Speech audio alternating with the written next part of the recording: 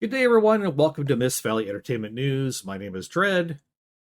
Today, we're going to cover my reaction to a video by Dr. Disaster called Star Wars Outlaws. Worse than bad, says game journalist.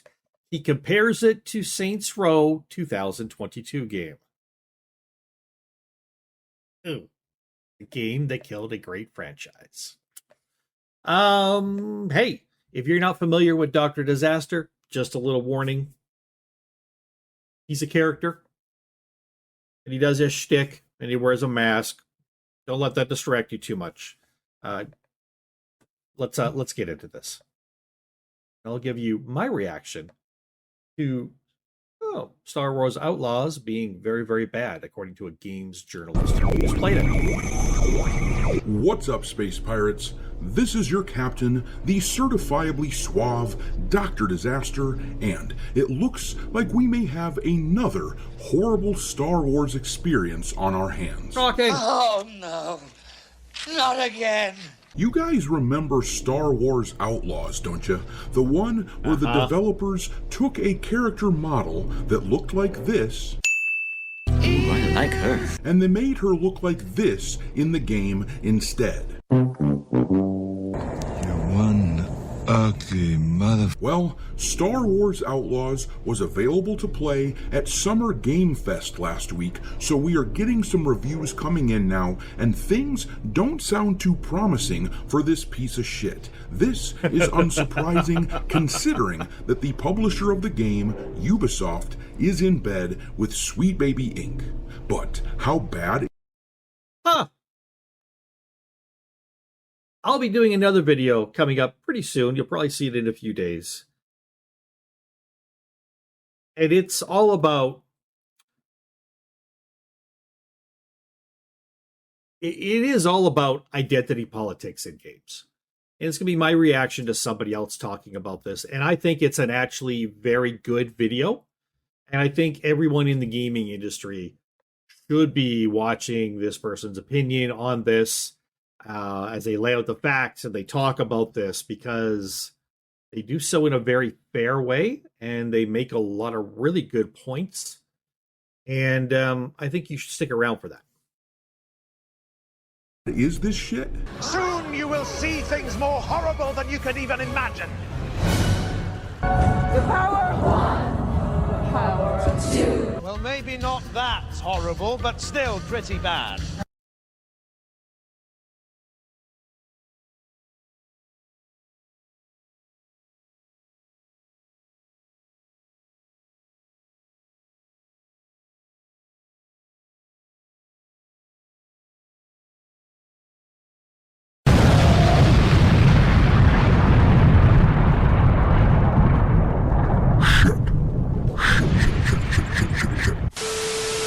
Alright, me hearties, make sure you like this video and subscribe to the channel if you haven't yet, and also make sure to give me a follow over on Twitter, where I keep a list of woke and DEI infested games pinned to my account at all times for your reference. My handle on that platform is Dr. Disaster 1.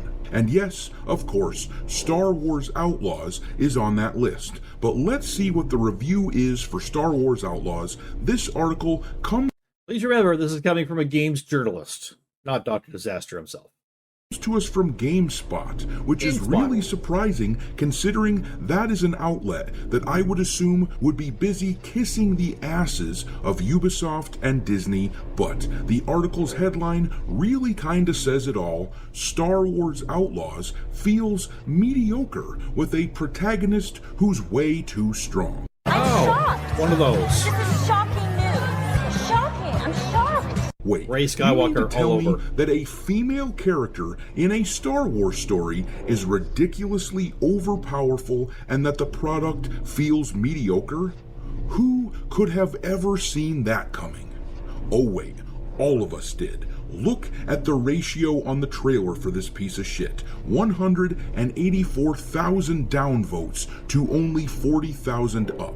Everybody knows that anything Ubisoft touches turns to shit, and the same goes for anything Star Wars now that Disney owns it. Yep. You put these two companies together and you get some sort of super mutated shit. It's shittiness squared, or cubed or something. I've done the math.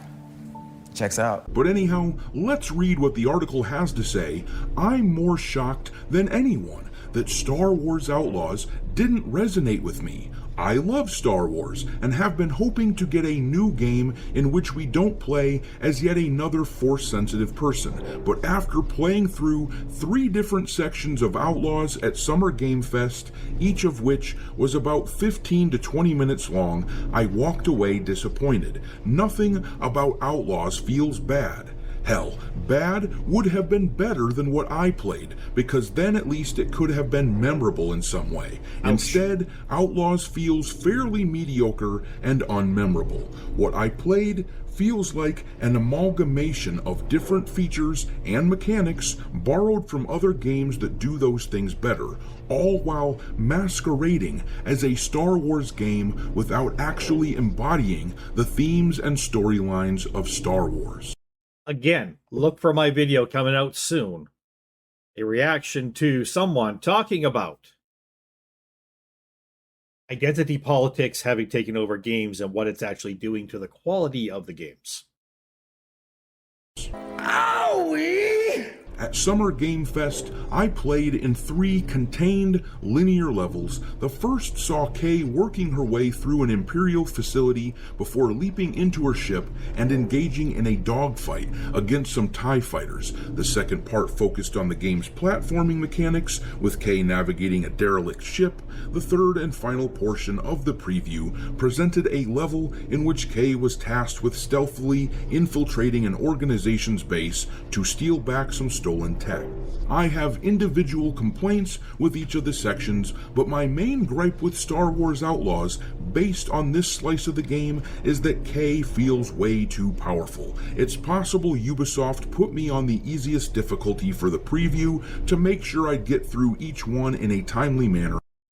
And I remember somebody talking about this and having asked Ubisoft directly after they played the game, did you put me on easy mode? And they did not answer that question. They just talked around it and blah, blah, blah. Look, there's so many different ways to play this game, blah, blah, blah, blah, blah. So I don't know if not answering that question means, yes, we did put you in easy mode, but we don't want to tell you that. It seems like that would be the proper thing to do. Yes, it was on easy mode, yes. But that's just to make sure you get, you don't wipe yourself out and you get a good handle on the whole thing. Why would you not say that if that was so? A really bad practice not to say it if it's true. If it's not on easy mode, then what this game reviewer is saying, the game is too damn easy. People aren't going to be pleased with it. But if that's not the case, then Outlaws is laughably easy. The writer then goes into detail about how easy all of this is, but this is really funny to me. I see irony in a games journalist complaining about how easy a game is, since, of course, the journalists are the ones constantly asking for easier modes on games. I immediately regret this decision. These are the people who whine incessantly about titles like Elden Ring being too hard. Naturally, that's because most of these journalist types aren't actual gamers. They are activist posers trying to push their garbage onto us. But this is the world that they asked for, where the female characters look like the creature from the Black Lagoon, and the games are easy enough that a toddler or maybe even a games journalist could beat them. And that is a world that sucks. Awesome. But to be fair, maybe this particular journalist is an actual gamer, and that is why he doesn't like the title. I have to give it to him, he at least had the balls to stand up to the Disney and Ubisoft corporate machine and say he doesn't like what he sees. He doesn't like you.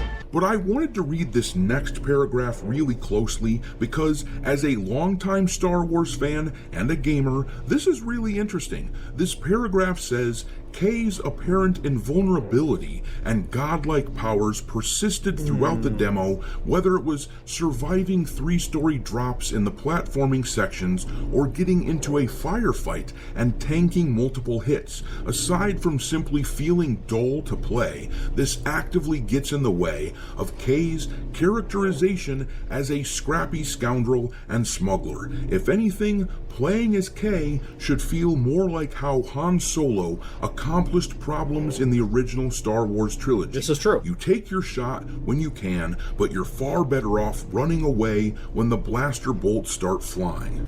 I've been saying that shit for years. Seriously, as Star Wars fans, this is literally what we have been complaining about with Rey for years. Look at this next part, because I'm not sure if he covers this. Even if Kay has no apparent force powers, and it's entirely possible we discover she does in the full game, Outlaws seems to be designed in a way to encourage you to play like she actually does have force powers. She can easily perform huge acrobatic leaps, make pinpoint shots without a sniper rifle, and take on hordes of enemies like they're nothing. Why? Because she's a woman, and women are just better than everybody.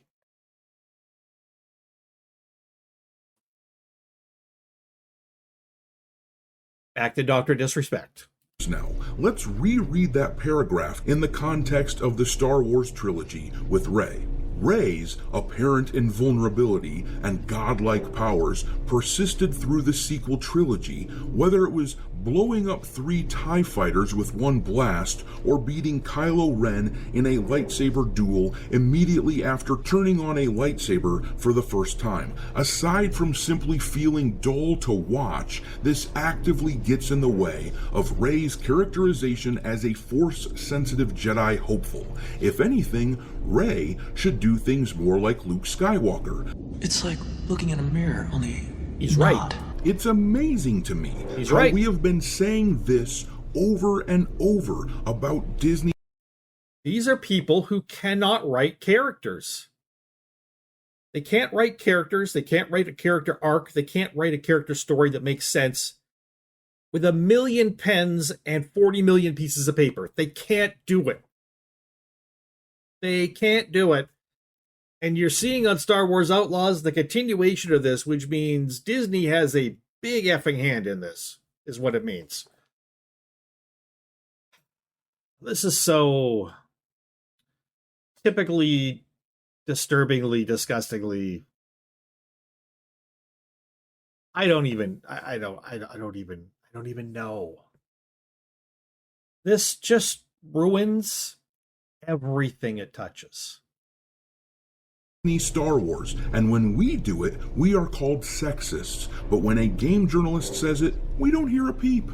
Anyhow, at the conclusion of the article, it says, the aspect of my time with Star Wars Outlaws. Whoa. I want to, you missed a whole paragraph now.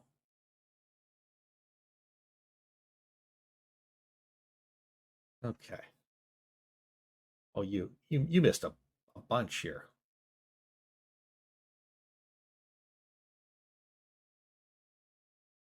Okay, right back to here. It says, Kay's strength also detracts from one of the core pillars of Outlaws, which is Kay's adorable partner in crime, Nyx. Nyx can be commanded to aid Kay in a number of ways, such as distracting guards, fetching an out-of-reach weapon, or exploding a grenade in a person's pocket. Causing someone who's just minding their own business to suddenly explode is hilarious. But I never felt like I needed to use that command or any of the others in order to accomplish my goals. Kay is so versatile and able on her own, I never actually used Nyx save for a few moments when the Ubisoft rep beside me told me how I could use Nyx to solve the problem at hand, and I did so to see how it would play out. I left the preview wondering why Nyx is even a part of the game. Bing, bing, bing. Because Kay's a woman and she can do anything better than anyone. Period. I'm sure she can do all kinds of things she was never trained in. article, it says, the aspect of my time with Star Wars Outlaws that stands out to me the most is just how much my preview experience reminded me of previewing 2022's Saints Row, a game that paints over half-baked systems and average storytelling with the trappings of a franchise I love.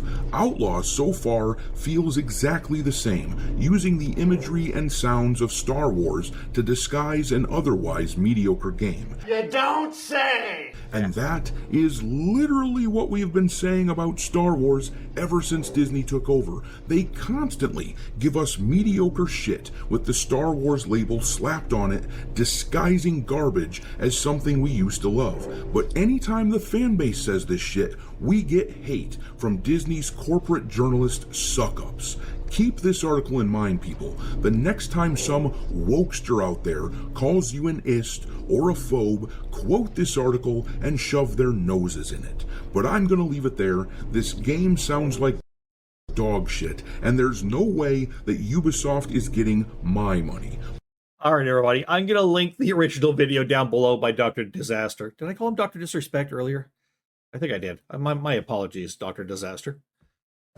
Obviously, disrespect is on the mind right now if you're following gaming news. But anyways, Dr. Disaster, yes. So, yeah, God, I hope I didn't call him Dr. Disrespect for the whole video. I really apologize, dude, if I did. Anyways, people, and I could do an interesting video on Dr. Disrespect as well. But I'm not sure that's really a subject I want to touch. Sometimes there's things that I have thoughts on and opinions on and stuff I could talk about with you all, but I just decide, I'm just going to put it in my back pocket and just leave it there. And, I may pull it out and do it sometime down the road, or I just may not at all. I can't cover everything, even all the everythings that interest me sometimes. Anyways, again, drop down below and let me know what you think about this. And I'm going to get out of here. My name is Dread, and this is Miss Valley Entertainment News. Thanks for watching. Keep your stick on the ice, everybody. Keep your stick on the ice.